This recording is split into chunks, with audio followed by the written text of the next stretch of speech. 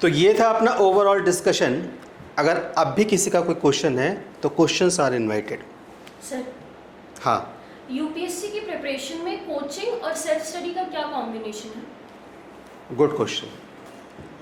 कई बार ऐसा होता है कि जब कोई भी एस्पायरेंट, मतलब सिविल सर्विस की कोचिंग के लिए नहीं, किसी भी कोचिंग के लिए प्रिपरेशन के लिए आता है, या तो वह दिल्ली मूव करे या किसी अदर सिटीज़ में मूव करे, तो उसके सामने एक्चुअली में क्वेश्चंस रहते हैं और उसके सामने एक्चुअली मेरे पास कुछ है आप लोगों को दिखाने के लिए। मैं दिखाता हूँ, एक सेकेंड। जैसे कि अगर हमारे पास इन दो क्वेश्चंस के आंसर हैं तो we are be in better position to discuss all those aspects.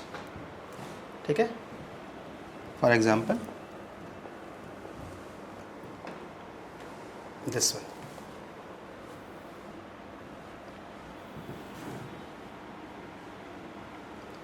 पहले हमको ये समझना होगा कि ट्यूशन्स और कोचिंग में क्या डिफरेंस है। अगर हम इस बात को लेकर क्लियर हैं कि ट्यूशन्स और कोचिंग में क्या डिफरेंस है, then we will better in the mentally position to understand what is the real sense of the coaching. Coaching का रियल सेंस क्या है। जैसे कि फॉर एग्जांपल ट्यूशन क्या कहता है, तो ट्यूशन ये कहता है कि मोर डिपेंडेंसी क्लॉज है। फॉर एग्जाम्पल हमने बचपन में जितने भी ट्यूशन्स पढ़े हैं और जो हमारे पेरेंट्स ने हमको किसी ट्यूटर के पास भेजा है, तो हमारे तो यूपी में ये कहावत थी, देखो जी बच्चा हमारा है, हड्डी हड्डी हमारी, मांस तुम्हारा। मतलब ये उनको बोल के आया जाता था, इसे मारो पीटो कुछ भी करो लेकिन उसको सिखा दो। मतलब एक प्रकार से कहने का सेंस ये भी आ जाता कहीं ना कहीं ये गधा है, इसको घोड़ा बना दो। तो ट्यूशन में क्या होता है, मोर डिपेंडेंसी होती है। अच्छा, आप ये देखेंगे जो बच्चे कंटिन्यूसली सिंस चाइल्डहुड से ट्यूशन पढ़ते हैं, उनकी अवेयरनेस कैपेसिटी और ग्रेस्पिंग कैपेसिटी थोड़ी सी वीक रहती है, क्योंकि उनका जो बचपन से नरिशमेंट हुआ होता है वो डिपेंडेंसी के साथ हुआ होता है। तो अगर बेटर अंडरस्टैंडिंग की बात करीजिए कि ट्यूशन और कोचिंग में ही क्या डिफरेंस है, तो ट्यूशन अपने पास मोर डिपेंडेंसी क्लॉज को लेकर चलता है और ये अपने साथ प्राइमरीली अकाउंटेबिलिटी को फिक्स करता है। अभी अकाउंटेबिलिटी और रिस्पॉन्सिबिलिटी का क्या डिफरेंस है मानसी, राइट? हम लोग कई बार इंटरचेंजेबली ये वर्ड्स को यूज़ करते हैं ना कि अकाउंटेबिलिटी और रिस्पॉन्सिबिलिटी का क्या डिफरेंस है। तो अकाउंटेबिलिटी में क्या होता है, आपको कुछ हिसाब किताब बना के देना होता है प्राइमरली, अगर हम इसको समझे कुछ इस प्रकार से। इसके अगेंस्ट रिस्पॉन्सिबिलिटी में क्या होता है, एक सेंस होता है। तो रिस्पॉन्सिबिलिटी अकाउंटेबिलिटी ये है कि रिस्पॉन्सिबिलिटी में एक सेंस होता है, एक सेंस होता है कि मैं कुछ देने वाला हूँ, इसके ओवरऑल भी मुझे इसको कुछ देना है, इसका एक परफेक्ट डेवलपमेंट मुझे करते हुए आगे की ओर बढ़ना है। एक सेंस ऑफ रिस्पॉन्सिबिलिटी है जो स्वयं से ओन होती है, ओरिजिनेट होती है।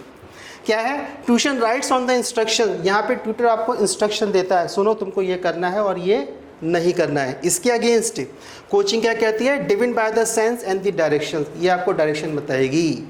जैसे कि एक साधु ने अपने शिष्य से कहा कि तुम रात में जहाँ जा रहे हो, जो भी तुम्हारी सेंस, जिस प्रकार से भी तुम्हारी संवेदनाएं काम करें, उन पर ध्यान देना कि एक्चुअली में तुम कर क्या रहे हो, और सवेरे फिर मुझसे आके मिलना। तो रात में वो शिष्य क्या हुआ, एक नदी मतलब समुद्र के पास चला गया और वहाँ उसने क्या हुआ, जो पत्थर थे पूरी रात उसने समुद्र में उनको फेंका। सवेरे आके साधु ने अपने शिष्य से पूछा क्या करा, क्या कुछ नहीं, मैं नदी के किनारे समुद्र के किनारे जाके बैठा और जो मेरे हाथ में पत्थर थे मैं उनको फेंकता रहा। तो साधु ने उनसे कहा, जो उसके गुरु थे, कि तुमने देखा तुम क्या फेंक रहे थे, कि वो तुम हीरे फेंक रहे थे जिनको तुम पत्थर समझ रहे थे। क्या है, driven by the sense of the direction. Primarily responsibility है, focus on the overall personality development. Coaching आपके ओवरऑल पर्सनैलिटी डेवलपमेंट पर काम करती है, ट्यूशन अकाउंटेबिलिटी पे काम करता है, और ये driven by the sense of the directions है। ये आपको इंडिकेट करती है कोचिंग, ये कोच करती है आपको केवल। So if we are clear in the difference between the tuition and the coaching, then we come to the real meaning. What is the instrumentality or the real objective of self study? अगर हम coach हो रहे हैं तो self study आपका क्या करेगी, तो सेल्फ स्टडी हेल्प्स करती है योर ओन नैरेटिव्स। हमने कहानी सुनी ना, एक हाथी आया अंधों के गांव में और सब ने हाथी को छुआ तो सबको पता लगा कि हाथी की ये शेप हो सकती है। सब ने अपना अपना नैरेटिव्स बनाया। कोचिंग आपको हेल्प करती है अपना नैरेटिव बनाने का, राइटिंग ऑन कंसेप्चुअल क्लैरिटी। और जैसे ही आपका नैरेटिव बन के बिल्टअप होता है, तब आप अपनी कंसेप्चुअल क्लैरिटी को क्लियर करते हैं। ठीक है, उदाहरण के लिए कोविड लगा, अभी जस्ट का एग्जांपल, कोविड लगा, कोविड में रामायण और महाभारत का टेलीकास्ट हुआ, एक वकील साहब भी उसको देख रहे थे। तो वकील के फ्रेंड का वकील के साहब के पास फ़ोन आता है, पूछा क्या कर रहे हो? बोले रामायण और महाभारत देख रहा हूँ। बोले क्या देखा? बोले कुछ नहीं देखा, एक लैंड एंटाइटलमेंट का केस है, एक अपहरण का केस है। वकील ने अपने नैरेटिव से उनको समझा, कोचिंग ने क्या करा, ओन नैरेटिव में कॉन्सेप्चुअल क्लैरिटी को क्लियर कर दिया। उस कॉन्सेप्चुअल क्लैरिटी जब क्लियर हो जाती है तभी आपकी इंक्लूसिव अंडरस्टैंडिंग बनाती है। इंक्लूसिव अंडरस्टैंडिंग, तब आप देखते हैं, समझते हैं कि मेरे आसपास क्या चल रहा है। तब आप इस बात से भी सेंस निकाल लेते हैं कि एक्चुअली मुझे मार्केट की सेंस कैसे आएगी। तो मार्केट की सेंस को लेने के लिए सबसे बेस्ट प्रैक्टिकल एग्जांपल है कि इस समय जो टीवी पे ऐड चल रहे हैं, यूट्यूब पे ऐड चल रहे हैं, आप उन एड्स को देखिए। उन एड्स को देखने से आपको पता लगता है मार्केट में डिमांड किस तरीके से जनरेट हो रही है और उस डिमांड की सप्लाई किस प्रकार से करी जा रही है। तो क्या होता है, इंक्लूसिव अंडरस्टैंडिंग। अगर मैंने ज्योमॉर्फोलॉजी का कॉन्सेप्ट पढ़ लिया है, हीट वेव को पढ़ लिया है, तो क्यों ना मैं दिल्ली की सड़कों पर जाकर उस हीट वेव को एनालिसिस करूं एक्सपीरियंस करके।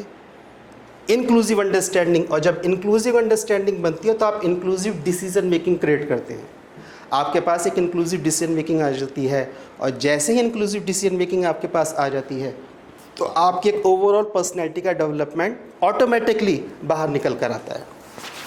और जिस दिन ओवरऑल पर्सनैलिटी का डेवलपमेंट ऑटोमेटिकली बाहर निकल के आएगा सोनल, उसी दिन आप फ्रूटफुल रिजल्ट्स को जनरेट करना स्टार्ट कर देंगे। जो फेमस ऑफिसर्स हुए हैं, जो लार्ज ब्यूरोक्रेट्स हुए हैं, जिन्होंने अपना लार्ज प्रोफाइल क्रिएट्स करा है, all those have been those people जिनके पास एक इंक्लूसिव पर्सनैलिटी थी। उसी इंक्लूसिव पर्सनैलिटी के बेस पे वो inclusive decision on the ground लेते हैं, और उस ऑन द ग्राउंड डिसीजन से सारे के सारे फ्रूटफुल रिजल्ट्स बाहर निकल कर आते हैं। तो कोई भी बड़ा ब्यूरोक्रेट्स ना तो अपने इकोनॉमिक प्रोफाइल से बड़ा हुआ है और ना ही अपनी पॉलिटिकल कनेक्शन से बड़ा हुआ है। वो फेमस इसलिए हुआ है क्योंकि उसने ग्राउंड्स पे कुछ काम करा है। फॉर एग्जांपल, जो इस समय एक पॉलिटिकल क्लास में आईपीएस ऑफिसर तमिलनाडु बीजेपी के प्रेसिडेंट हैं, उनका जब जब आईपीएस ऑफिसर के रूप में जहाँ से भी ट्रांसफ़र हुआ तो उनका विरोध करने के लिए वहाँ की जनता हेडक्वार्टर पर डेमोन्स्ट्रेशन करने आई है, और वो उनके लिए रोए हैं। क्योंकि जब अधिकारी ग्राउंड पे काम करता है तो वो लोगों की संवेदनाओं को समझ के अपने डिसीजंस लेता है, और जब डिसीजंस लेता है तो सारे के सारे रिजल्ट्स फ्रूटफुल हो जाते हैं। जब रिजल्ट फ्रूटफुल हो जाते हैं तो सबका लाभ होता है। जब सबका लाभ होता है तो व्यक्ति आपसे प्रेम करेगा। इसलिए कोचिंग की रेलिवेंसी और सेल्फ स्टडी की रेलिवेंसी ये है, कोचिंग आपको डायरेक्शन देगा और सेल्फ स्टडी आपकी वो होलिस्टिक पर्सनैलिटी को डेवलप करेगी, जिसके बेस पर आप फ्रूटफुल रिजल्ट अपने लिए भी, फैमिली के लिए भी, सोसाइटी के लिए भी, नेशंस के लिए भी और वर्ल्ड ऑर्डर्स के लिए भी क्रिएट करते हैं।